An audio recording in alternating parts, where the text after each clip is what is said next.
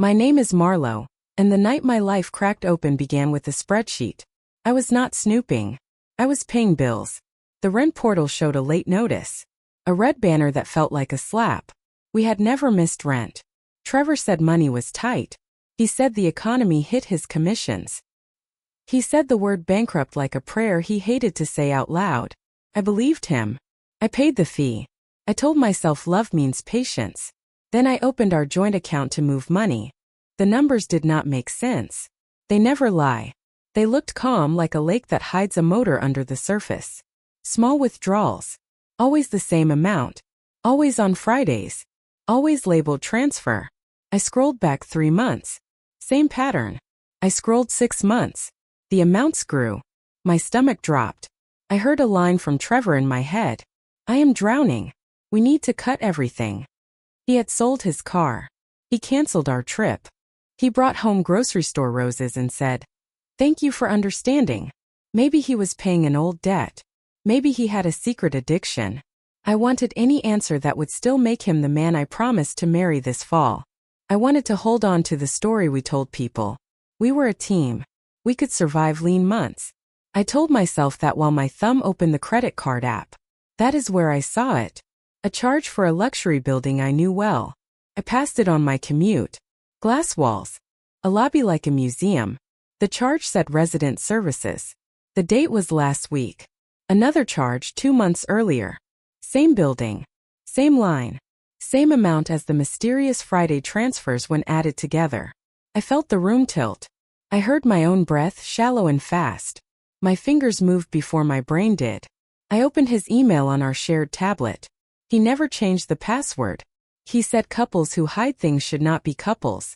I typed the building's name. A string of messages appeared. Welcome to your new home. Fob pickup reminder. Parking registration complete. He had forwarded one to a woman named Ria, with a smiley face. Ria. The name felt like a ring I did not remember putting on. I tapped the thread. Her reply was breezy. Can you bring the extra key? My client dinner will run late. She called him babe. My screen reflected my own face, pale and still. Somewhere in the building a pipe clicked. Outside a horn honked. Inside, a story ended without making a sound. I did not scream. I opened a new tab and searched the building's address. I memorized the cross street. I changed into a dark sweater. I tied my hair back. I put my phone on silent and slid it into my pocket. Then I wrote a note and left it on the kitchen counter under the salt shaker. Went to Jenna's, it said. Back later. I snapped a photo of the note. Timestamp. Habit. When you live with a liar, proof becomes a kind of oxygen. I told myself I was only going to look. I would stand on the sidewalk. I would see if he walked in.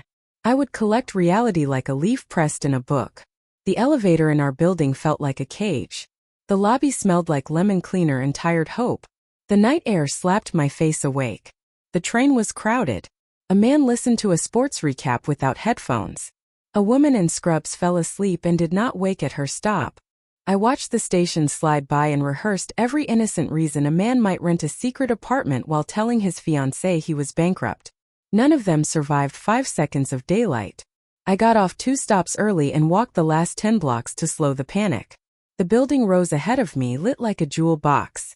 A doorman stood behind a desk. He had the posture of a person who has seen everything and keeps all of it.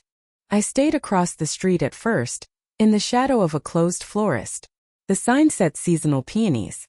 The petals in the window were silk. At 9:15, Trevor turned the corner. He wore the jacket I bought him for his birthday. He walked like he was not carrying a lie. He pushed through the revolving door and grinned at the doorman. They knew each other. My hands went cold and then very hot. He did not look over his shoulder. He did not look guilty. He looked home. He took the elevator. I watched the light over the doors climb. 5, 7, 10, 12. Stop. The lobby returned to stillness. 2 women laughed as they crossed the marble. A delivery guy argued with his phone. My heart beat loud enough to be rude. I waited 10 minutes counting my breath. Then I crossed the street. The doorman raised an eyebrow as I entered. I smiled like I belonged. My voice was steady.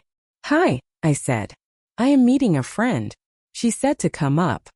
He asked for a name. Rhea, I said, and watched his face for the smallest flicker. There it was. Recognition. Apartment 1214, he said, too quickly, then covered it with a professional nod. I thanked him and pressed the elevator button. The doors closed me into a mirror. I saw a woman I recognized and did not. I saw the person I had been this morning. I saw the person I would be after this door. The elevator hummed. My palms were damp. My mouth was dry. The numbers climbed again. 5, 7, 10, 12. The hall was quiet. Thick carpet. Soft lighting. I counted doors. 1210. 1212. 1214. A brass peephole stared back. I put my ear to the wood. I heard music. Low. I heard a laugh. A woman's. I heard Trevor's voice say, I brought your favorite. I pressed my tongue to my teeth until I tasted copper. I did not knock. I wanted proof. I took a photo of the hallway number. I took a video of the door with the audio catching his voice through the thin seam. Then I slid a bobby pin from my hair. Jenna taught me the trick in college.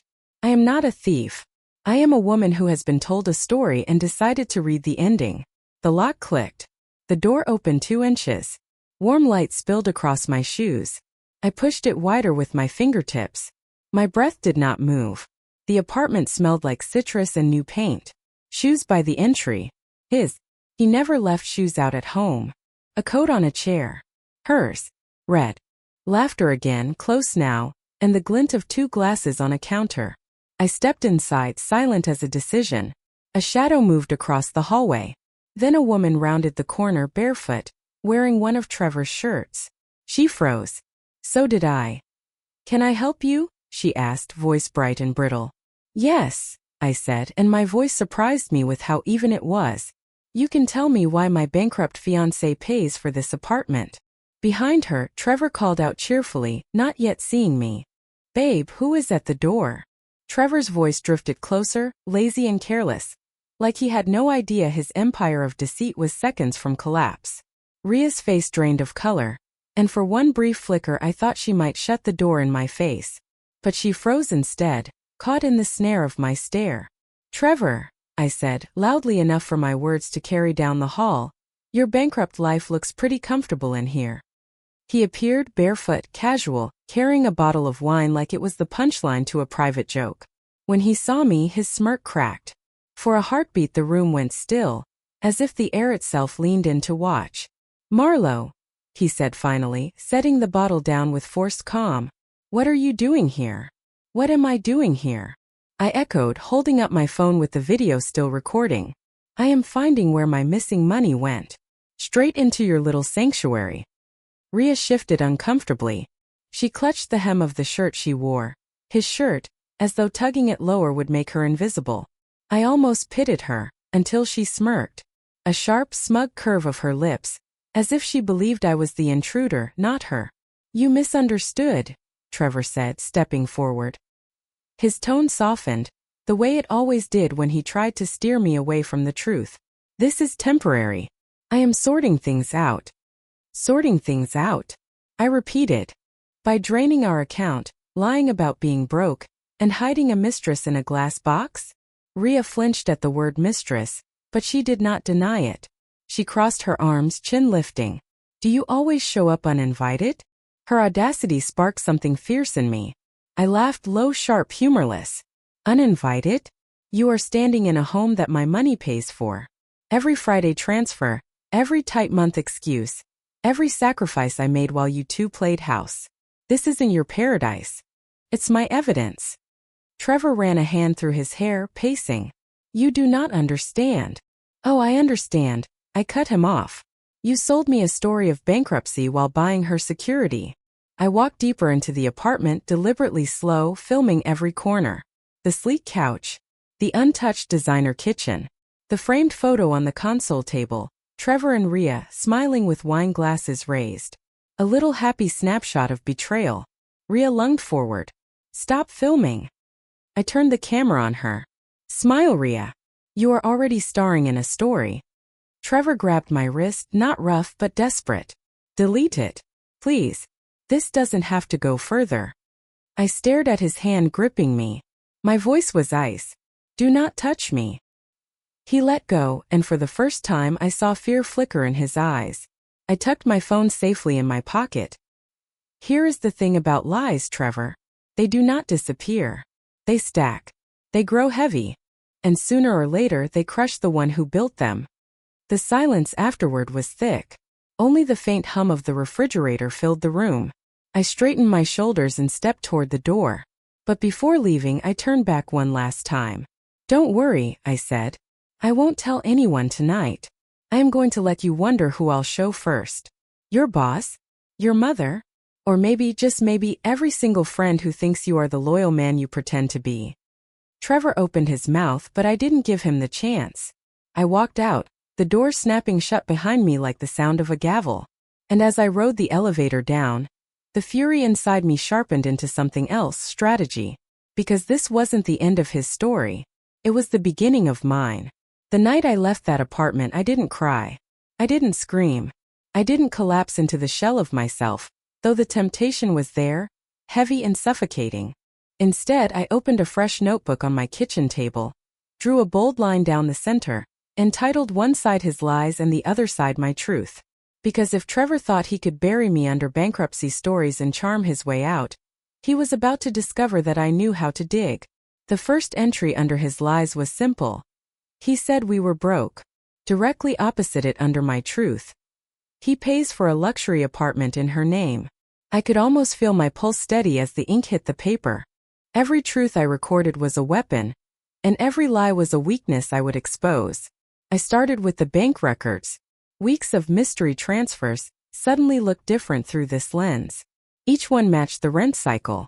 I printed them, highlighting every dollar that didn't land where it should. Then I moved to his phone bills. His late nights at the office coincided with long calls to a number I didn't recognize. A quick search tied it back to Rhea. The perfect loop. Our money, our time, our trust, all funneled into her. The fury simmered, but I forced it into focus. Rage alone couldn't win. Precision could. So I documented. Screenshots. Copies. Photos of the beach apartment, time-stamped by my camera. I stored them in a hidden folder on a backup drive, encrypted and secure. I knew Trevor well enough to anticipate his next move.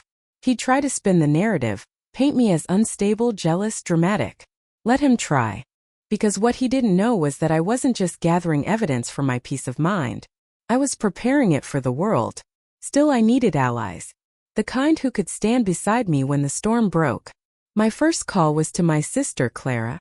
She picked up groggy, her voice thick with sleep, but the moment she heard my tone, she sobered. What happened? She asked. I told her everything, not sparing the details. The hidden apartment. The mistress in his shirt. The lies that stretched back for months. Silence clung to the line until she finally whispered, Marlo, you need to bury him with this. I don't just want him gone, I said. I want the mask off. I want every person who ever believed him to see exactly who he is. Clara didn't hesitate. Then let me help. Her calm steadiness wrapped around me like armor. She had always been the rational one, the planner, the one who balanced out my fire. And right now I needed that balance to keep me from burning the whole thing down too soon. We mapped out next steps together. First, continue collecting proof. Second, consult legal advice quietly, carefully. And third, create the stage. Because this wouldn't end in whispers behind closed doors. It would end in a moment so undeniable, so public, that Trevor wouldn't be able to breathe without choking on the truth. I closed my notebook that night, a strange calm settling over me. The plan was forming, and for the first time in weeks I felt like I had control. But deep down I knew Trevor. He wouldn't sit quietly forever. He'd sense the shift. And when he did, he would make his move.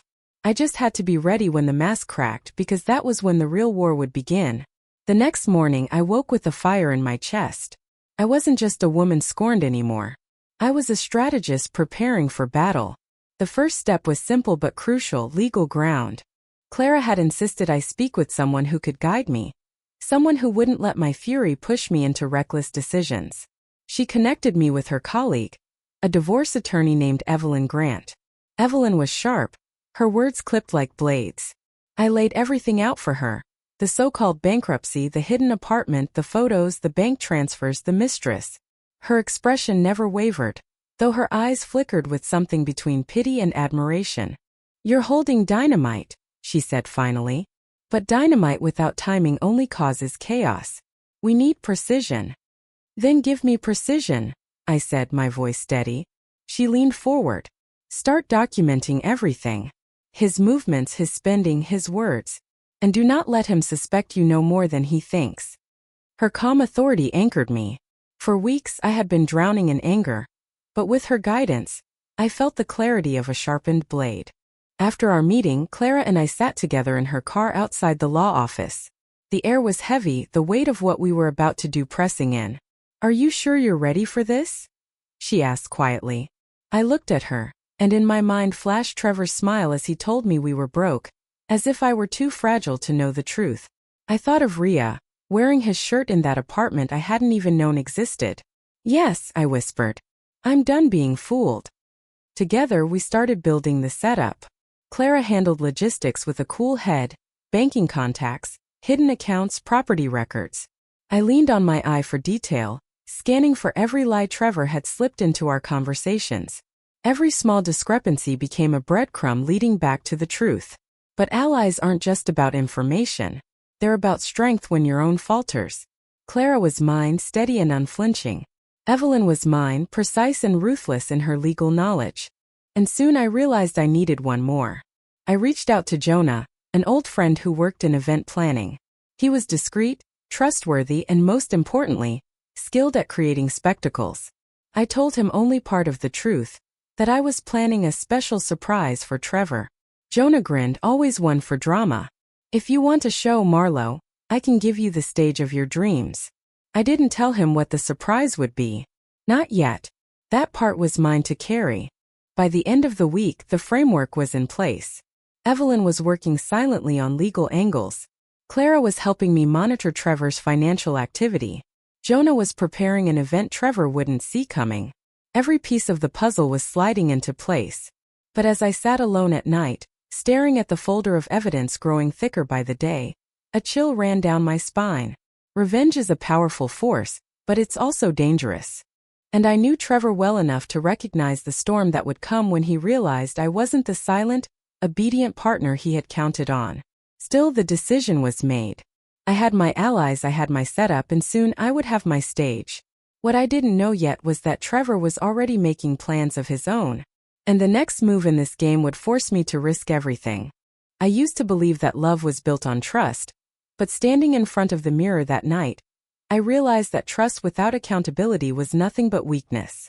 Trevor had counted on my silence, my loyalty, my willingness to accept half-truths. What he never expected was that I would use his own arrogance to design his downfall. The counterplan began in whispers, my thoughts stitched together during sleepless nights, the shadows in my room whispering back ideas I hadn't dared before. By day I gathered evidence. By night, I pieced together a spectacle so precise it would strike where it hurt him most. His pride. I remembered Evelyn's words.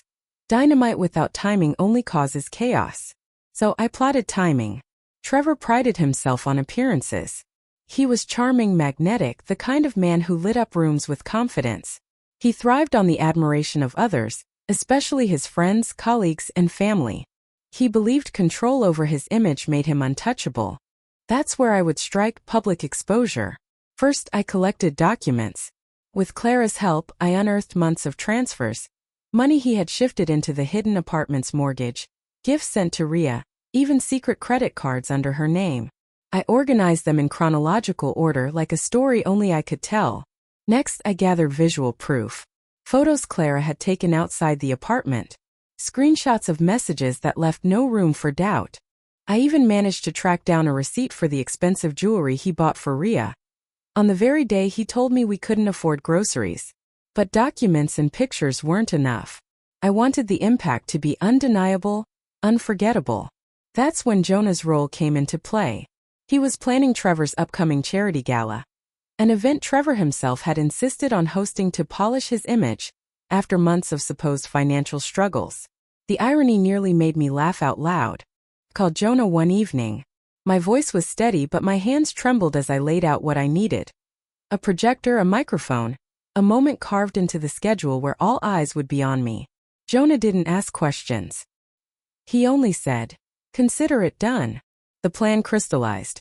At the gala, surrounded by everyone Trevor wanted to impress, I would hand the stage to Truth.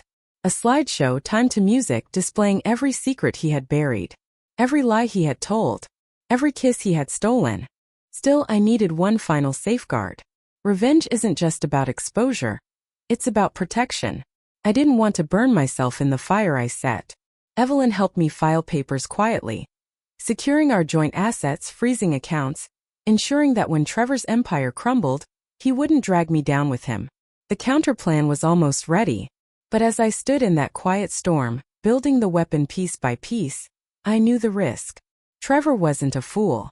If he sensed what I was planning, he would try to silence me before I could act. The irony was sharp. In trying to erase me from his life, Trevor had forced me to write myself into the center of his destruction. By the time the night of the gala loomed on the calendar, my counterplan was locked. My allies stood with me. My evidence was bulletproof. My resolve was carved in stone. And yet, even with everything ready, a shadow lingered in my chest, a whisper that something might go wrong. That Trevor, desperate and cornered, might try to twist the narrative one last time. The stage was set. But in games like this, no plan survives unbroken. And I would soon learn that the night of the gala would test more than my courage. It would test my very control over the revenge I had built so carefully. The morning of the gala felt unreal. I woke up with a clarity I hadn't felt in months. My evidence was ready, my allies were prepared. And for the first time since uncovering Trevor's betrayal, I felt in control. Yet underneath that calm ran a pulse of fear, steady and sharp, like a violin string stretched to breaking. I dressed deliberately, sliding into a gown Trevor himself had once chosen for me, back when he still wanted me at his side. Tonight I would use it as armor. My hair was pinned, my eyes outlined in black. When I looked at my reflection, I didn't see the woman Trevor thought he could deceive. I saw someone he would no longer recognize. Jonah had confirmed everything. The projector was hidden, the slideshow cued, and my microphone slot secure. Evelyn texted me a simple message. "Stand tall. He won't see you coming." Clara added, "I'll be in the crowd with a camera. We'll have our own record of his fall." I clutched those words like shields. But as I stepped into the gala hall that evening, the first complication made itself known. Trevor. He wasn't nervous. He wasn't hiding. He was glowing. His arm was draped around Ria's waist as if she belonged there. Her dress sparkled under the chandelier. Her laughter spilled into the air like champagne. They didn't just arrive together. They arrived as if they had already won. My stomach twisted, but I forced a smile as cameras flashed. Whispers rippled through the room. Trevor leaned close to one of his associates and said just loud enough for me to hear, "Finally, someone who believes in me." The insult was deliberate. He wanted me rattled. That was only the beginning. When I slipped backstage to check the setup, Jonah's face was tight. "We've got a problem," he whispered. The problem had a name, Trevor. Somehow, he had found out that I requested a special slot in the program. Jonah didn't know how, whether Trevor had overheard something, bribed someone, or simply guessed. But Trevor had added his own speech, positioned right before mine. It was a tactical move. He wanted to frame the night, control the narrative, and leave no room for me. For a second, panic clawed at me. If Trevor spoke first, if he charmed the audience into his story of resilience and hardship, my reveal would look like bitterness, like jealousy, like desperation. But then Evelyn's voice echoed in my memory. Adaptation is survival. I couldn't cancel the reveal. I couldn't postpone it. So I adjusted. Instead of introducing the slideshow myself, I asked Jonah to bypass the microphone entirely. "Don't wait for me to speak," I told him. "When I give the signal, let the truth speak for itself." Jonah hesitated, but then nodded. "What's the signal?" I smiled grimly. "You'll know." The night unfolded in shimmering layers of deception. Trevor delivered his speech with perfection. He spoke about rebuilding from financial ruin, about leaning on family and friends, about the importance of honesty in relationships. Every sentence was a dagger aimed at me. and the crowd applauded. They drank in his every word. Rhea beamed beside him like a prize he had already won. As the applause died down, Trevor lifted his glass. "Tonight is not just about charity," he said, his eyes sweeping across the room until they landed on me. "It's about gratitude. And I am so grateful for the people who stood by me, who saw me for who I really am." He smiled, that same confident smile that had once fooled me. And then he added, "And for those who couldn't, well, we wish them peace." The crowd murmured approval. That was the moment. I stepped forward, heels clicking against the polished floor, and lifted my chin. Jonah's eyes caught mine from the corner of the stage. I gave the faintest nod. The lights dimmed. The first image appeared on the screen. Trevor froze. The crowd gasped. And in that instant I realized that while Trevor thought he had seized the stage, he had only prepared it for me. But what none of us expected was how violently he would try to fight back. I had spent weeks building the plan. Each lie he told me, every excuse about being broke, every tear he faked to avoid responsibility, it had led me here. My name is Marlena, and I was about to expose the man who thought he could bury me under his falsehoods. The courtroom was cold that morning. My heels echoed against the marble floor as I walked inside, holding the thick folder that carried every piece of evidence I had collected. His lawyer looked smug, whispering in his ear. He sat at the defendant's table, pale but trying to look confident. He had no idea how deep I had dug. The judge's voice called us to order. I sat at the plaintiff's side, my attorney calm beside me, but my heart pounded like a drum. This was the stage I had chosen for his downfall. Not a hidden confrontation. Not another quiet argument that would vanish into thin air. This was public. This was final. The judge began, asking both sides to state their positions. His lawyer spoke first, trying to paint him as a victim of circumstances. "My client lost his business, Your Honor," he said smoothly. "He has been under financial strain. He simply could not meet his obligations to his partner." I almost laughed. Instead, I stood when it was my turn. My voice was steady. "Your Honor," I said, "he is lying. He was never bankrupt. He was building a second life behind my back with her." I placed the first photo on the table for the court clerk to pass up. It was the image of him and the other woman entering the apartment building. Their hands linked, their smiles smug. Gasps rippled through the room. He shifted in his seat, jaw tightening. "That's doctored," he muttered. But it was only the beginning. I handed over bank statements showing monthly rent payments for the secret apartment, signed in his name. Credit card charges for dinners, expensive gifts, and hotel stays. Each page felt like a nail hammered into the coffin of his lies. He stood suddenly shouting, "This is a setup. She's trying to ruin me."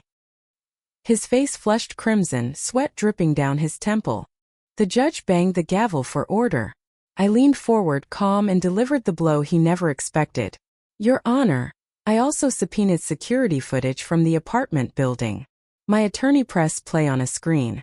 The video filled the courtroom with undeniable truth. Him opening the door to the secret apartment, the other woman stepping out in lingerie, laughing, holding a wine glass. The date and timestamp were clear. Just weeks before he swore to me he was penniless. The silence was suffocating. Every eye in the courtroom turned to him. His lawyer buried his face in his hands. And then came the final twist. "Your Honor," I continued. "While he claimed bankruptcy, he transferred funds from our shared accounts to support his double life. That is fraud. That is betrayal not only of me but of the law." The judge's face hardened. He scribbled notes, his gavel ready again. The man I once trusted collapsed into his chair, whispering to himself, the mask ripped from his face for everyone to see. And as I sat down, my evidence on display, I felt the room tilt in my favor. The revenge I had dreamed of was no longer a plan. It was unfolding piece by piece, before the entire court. But even as I smiled inside, I knew it was not over. The verdict still hung in the air. The judge had not spoken the final word. And the other woman, the one who thought she could steal my life, was still waiting in the hallway, unaware that her turn to be exposed was coming next. I turned my head toward the door, imagining her walking in, her smugness shattering when she realized the whole world knew her role in his downfall. The gavel came down. Court will reconvene after recess, the judge declared. And that was my cliffhanger, my moment of silence before the final storm. Because when the doors opened again, it would not just be about him. It would be about her too. When the gavel struck and the recess was called, the air inside the courtroom felt heavier than stone.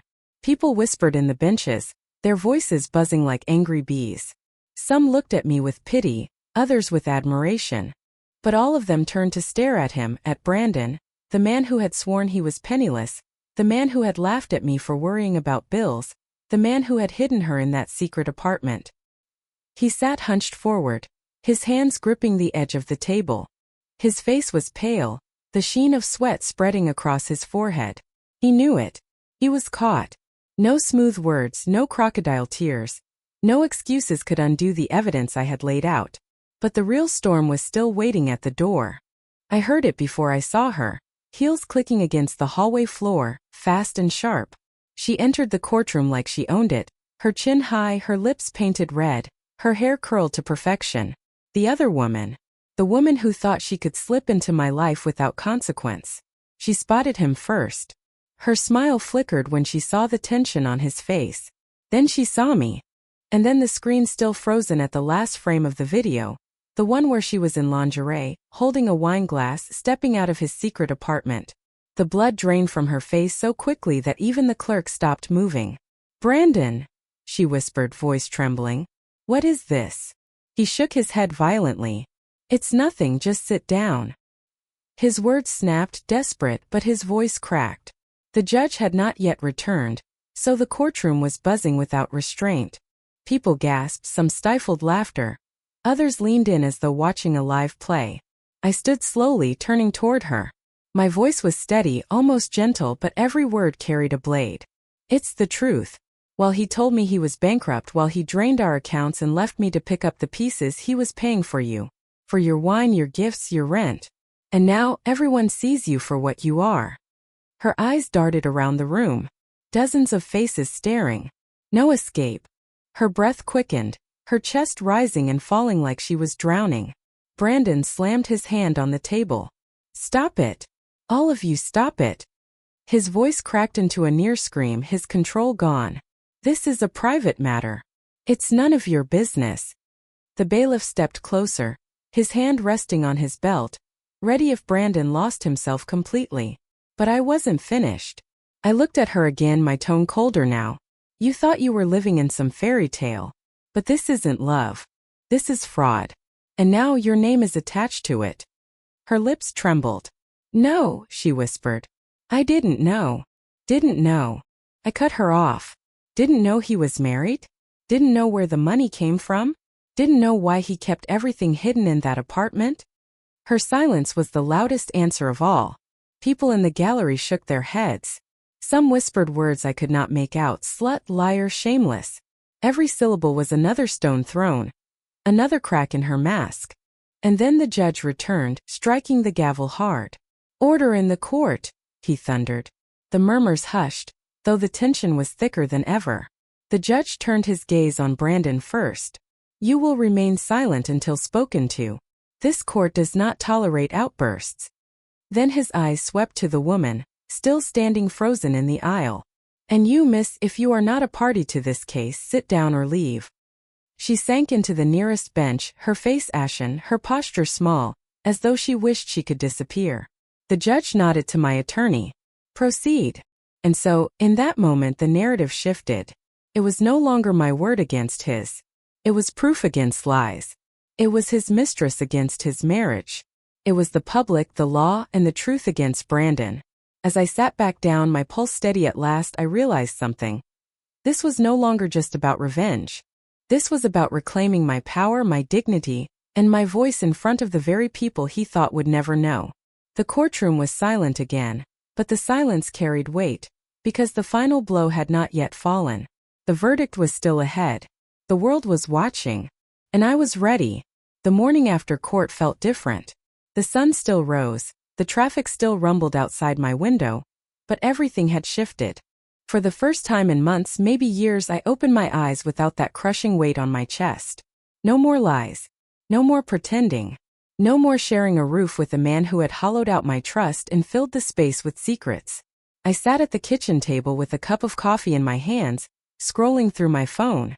The headlines were already spreading. Local businessman caught in courtroom scandal. Wife exposes husband's secret apartment. Mistress stunned in open court. Each article carried his name, his photograph, and the story I had unveiled. And then the messages started pouring in. Women I barely knew wrote to me, some friends of friends, some strangers, telling me how brave I was, how they had been through something similar, how my stand in court gave them courage. But the most surprising calls came from people in Brandon's world. Business partners, associates, even his cousin who lived 3 states away. They all said the same thing. We had no idea. We're cutting ties. We're done with him. By noon, his reputation was shredded. Clients canceled deals. His office closed for the day. And the apartment, the so-called secret palace where he had played king with his mistress, was now swarmed by reporters. The neighbors, once curious about the mystery woman who appeared only at odd hours, now gossiped openly on camera. As for the mistress, she disappeared. No posts, no pictures, no glamorous updates about dinners and gifts. Her account went private, her silence louder than any defense. I should have felt sorry for her, but I didn't. She had stepped willingly into my marriage, knowingly feeding off my husband's deceit. Now she was tasting the bitterness of it. Meanwhile, Brandon tried to call. Again and again, his name flashed on my phone screen. I never picked up. I watched his messages stack up instead. First angry, then desperate, then pleading. We can fix this. You're ruining me. Please, I love you. Don't let them destroy me. But that was the truth, wasn't it? I wasn't destroying him. He had destroyed himself. I had simply taken the mask off in front of the world. Later that day, I met with my lawyer again. She spread the documents across the polished table: divorce filings, financial disclosures, property claims. My hand didn't shake when I signed. The pen glided smoothly, sealing the next step of my freedom. Are you sure you're ready? She asked softly. I looked her straight in the eye. I was ready the moment I found that apartment. And then came the final surprise. My parents called. We had been distant for years, mostly because Brandon had built walls between me and them. He told me they were judgmental, unsupportive, always meddling. But now, hearing their voices on the phone, full of love and pride, I realized those walls had been his lies too. We're proud of you, my mother said. You stood tall when it mattered. That night, as I climbed into bed alone, I stared at the ceiling and allowed myself to imagine the future. A future where I wasn't afraid of the next bill.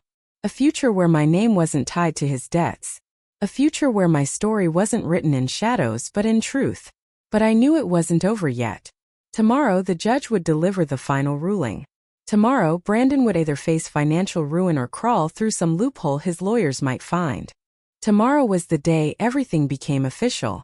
I closed my eyes and smiled faintly. Whatever tomorrow held, I was ready, because I had already taken back my power. Still, as the clock ticked closer to midnight, I couldn't ignore the thought. Brandon was cornered, desperate, and unpredictable. And men like him often made their boldest, most reckless moves when they had nothing left to lose. And I had to be prepared, because the fallout wasn't just yesterday's spectacle. It was still coming. The courtroom was quieter the next morning, but my heart raced louder than ever. This was it, the final decision. The day when his lies would be weighed against my truth. Brandon sat across from me, his suit rumpled, his hair unkempt, his eyes hollow. He looked like a man who had aged 10 years overnight. His lawyer shuffled papers, whispering frantically in his ear. But Brandon just stared at me with that same mixture of rage and desperation. The judge entered, and the room snapped into silence.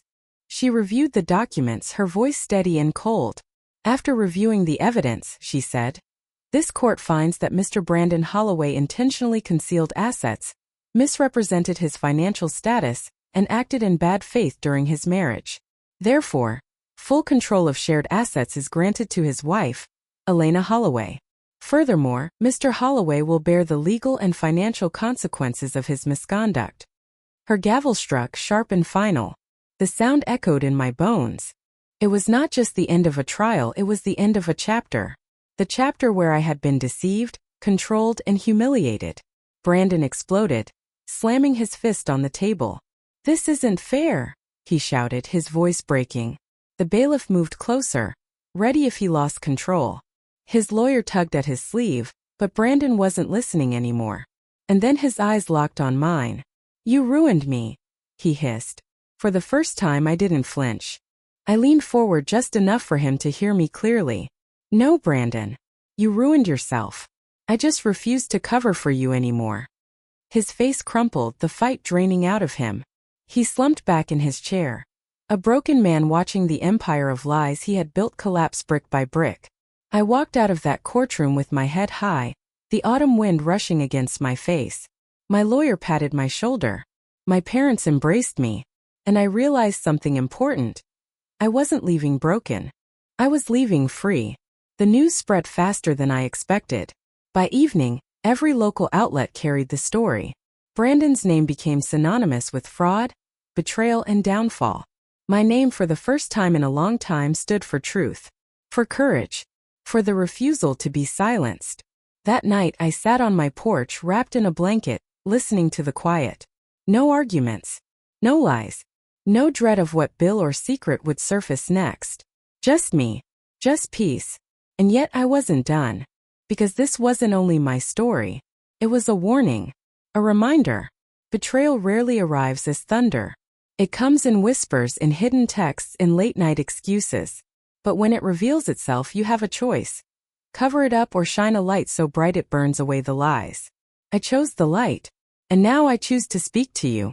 If you're listening, if you've ever doubted yourself because someone told you that you were overreacting, that you were too jealous, too suspicious, too paranoid, listen carefully. You are not crazy. You are not weak. And you do not have to live under the shadow of someone else's deceit. Stand tall. Collect the truth. And when the moment comes, do not whisper, declare it. Because sometimes the most powerful revenge is not screaming or fighting. It is showing the world exactly who they are while you rise above it. That was my revenge.